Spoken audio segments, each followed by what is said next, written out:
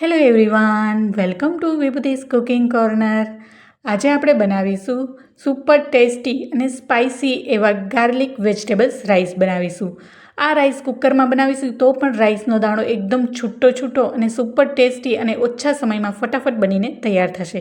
જો મારી રેસીપીઓ ગમતી હોય તો મારી રેસીપીને લાઇક કરી તમારા ફ્રેન્ડ્સ એન્ડ ફેમિલીમાં વધુમાં વધુ શેર કરજો. અને મારી ચેનલમાં નવા આવ્યા હોય અને હજી સુધી મારી ચેનલને સબસ્ક્રાઈબ ના કરી હોય તો પ્લીઝ સબસ્ક્રાઈબ કરજો. અને આવી જ નવી સુપર ટેસ્ટી રેસીપી માટે બાજુમાં આવેલું બેલ આઇકન બટનને પ્રેસ કરજો, જેથી નવી રેસીપીના નોટિફિકેશન સૌથી પહેલાં તમારા સુધી મળી રહે. તો ચાલો મસ્ત મજેદાર રેસીપી બનાવવાનું શરૂ કરીએ.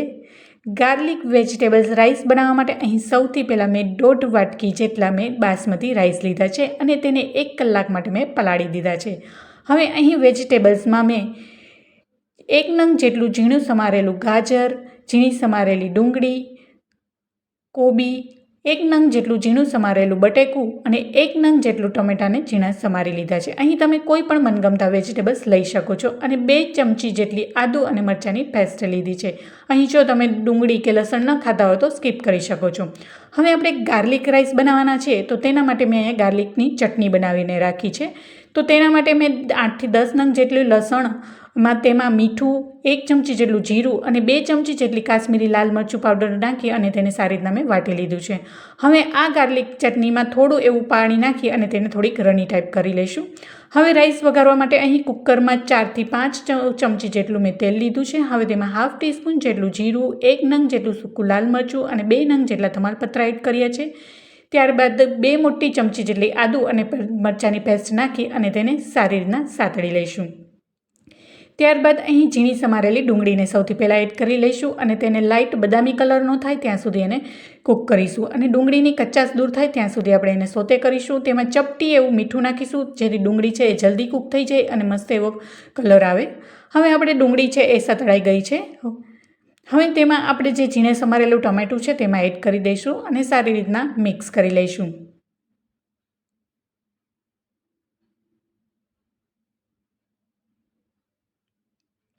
હવે જે આપણે ગાર્લિકની ચટણી બનાવીને રાખી છે તેમાં એડ કરી દઈશું. જ્યારે આપણે આ ગાર્લિક ચટણીની પેસ્ટ તેમાં નાખશું તે આ રાઈસનો વઘારમાં ખૂબ જ સરસ એવો ટેસ્ટ આવશે. અને જ્યારે આનો વઘાર તેલમાં સતળાતો હશે ત્યારે ઘરમાં પણ એકદમ સારી એવી સ્મેલ આવશે અને ખૂબ જ ટેસ્ટી એવા રાઈસ આ બનીને રેડી થશે. અહીં જો તમારે ગાર્લિક ચટણીની બનાવીને ન કરવા હોય તો કાચું લસણ નાખીને પણ તમે બનાવી શકો છો. પણ જો આવી રીતના બનાવશો ગાર્લિક ચટણીની પેસ્ટ કરીને તો એનાથી ખૂબ જ એવા સ્વાદિષ્ટ બનશે. ચોક્કસ એકવાર ટ્રાય કરજો. હવે આપણે જે બધા વેજીટેબલ્સ સમાર્યા છે તેમાં એડ કરી દઈશું. અહીં તમે કોઈ પણ મનગમતા વેજીટેબલ્સ તમારે લઈ શકો છો અને વેજીટેબલ્સમાં તમે વધારે કે ઓછા તમારા ટેસ્ટ પ્રમાણે તમે નાખી શકો છો. અહીં આ રાઈસ હું 4 થી 5 વ્યક્તિ માટે એટલી ક્વોન્ટિટીમાં હું બનાવી રહી છું. હવે બધા જ વેજીટેબલ્સને ચમચાની મદદથી સારી રીતના મિક્સ કરી લઈએ. અને જ્યારે આ ગાર્લિક ચટણી તેલમાં સતળાતી હશે ને ત્યારે આખા ઘરમાં એટલી સુપર એવી સ્મેલ આવશે. તો ચોક્કસથી આવી રીતના ગાર્લિક ચટણીની પેસ્ટ કરીને તમે આ રાઈસ બનાવજો. ઘરમાં બધાને એટલા જ ભાવશે અને સુપર ટેસ્ટી બનશે. હવે જે આપણે ભાત પલાળીને રાખ્યા હતા એનું પાણી નિતારી અને રાઈસને એમાં એડ કરી દઈશું. અહીં રાઈસને પલાળવાનું કારણ એ છે કે આપણે રાઈસ છે ફટાફટ જલ્દી કૂક થઈ જશે. હવે અહીં મસાલામાં ½ ટીસ્પૂન જેટલી હળદર પાવડર, 1 ટીસ્પૂન જેટલું ધાણા જીરું પાવડર અને ½ ટીસ્પૂન જેટલું કાશ્મીરી લાલ મરચું પાવડર નાખ્યું છે અને સ્વાદ પ્રમાણે મીઠું નાખીશું. અહીં લાલ મરચું પાવડર મેં થોડું જેવું નાખ્યું છે કારણ કે આપણે ગાર્લિક રેડ ચટણી પણ એવી તીખી એવી એમાં એડ કરી છે એટલા માટે. અહીં જો તમારે તીખાશ તમે તમારા ટેસ્ટ પ્રમાણે કરી શકો છો. હવે બધા જ મસાલા નાખાઈ ગયા બાદ ચમચાની મદદથી સારી રીતના મિક્સ કરી લઈશું. ત્યારબાદ અહીં મેં 1 ચમચી જેટલો પાઉંભાજીનો મસાલો નાખ્યો છે. આ પાઉંભાજીના મસાલા નાખવાથી આ રાઈસ છે ખૂબ જ ટેસ્ટી એવા બનશે. ચોક્કસથી તમે ઘરે આવી રીતના પાઉંભાજીનો મસાલો અને ગાર્લિક ચટણી નાખીને ઘરે ટ્રાય કરજો. ઘરમાં તમને એવા બધાને ભાવશે કે તમારા વખાણ કરતા નહીં થાકે. હવે અહીં નાના 2 ગ્લાસ જેટલું મેં પાણી એડ કર્યું છે. આ રાઈસ છે બાળકોને તો બહુ જ ભાવશે અને ઘરમાં મોટાઓને પણ એટલા જ ભાવશે. અને જો આવી રીતના તમે કુકરમાં બનાવશો તો તમારે ખૂબ જ ઓછા સમયમાં ફટાફટ બનીને તૈયાર થઈ જશે. હવે અહીંયા 3 થી 4 વિસલ વાગે ત્યાં સુધી ઢાંકણ ઢાંકી અને આપણે રાઈસને કૂક થવા દઈશું. હવે અહીંયા 15 થી 20 મિનિટ બાદ ભાત આપણે જે કુકરમાં રાઈસ બનાવ્યા હતા એ થઈ ગયા છે. હવે આપણે ચેક કરી લઈએ કે રાઈસ થઈ ગયા છે કે નહીં.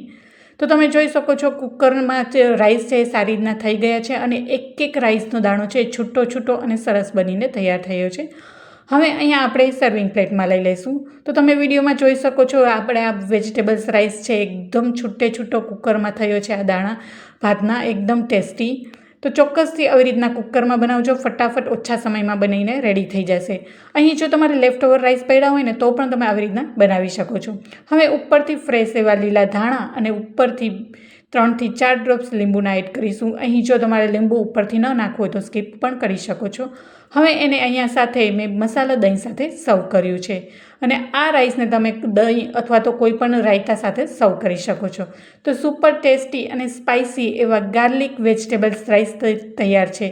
તો જોતાં જ ખાવાનું મન થઈ ગયું ને, તો બનાવી નાખજો આજે જ તમારા ફેમિલી માટે. તો કેવી લાગી મારી રેસીપી મને જરૂરથી જણાવજો. મારી રેસીપીઓ ગમી હોય તો વિડીયોને લાઇક કરી તમારા ફ્રેન્ડ્સ એન્ડ ફેમિલીમાં શેર કરજો અને મારી ચેનલમાં નવા આવ્યા હોય અને હજી સુધી સબસ્ક્રાઈબ ના કરી હોય તો પ્લીઝ સબસ્ક્રાઈબ કરજો. ને ફરી મળીશું એક નવી જ રેસીપી સાથે અને એક નવા જ સ્વાદ સાથે. ત્યાં સુધી આવજો and thank you for watching.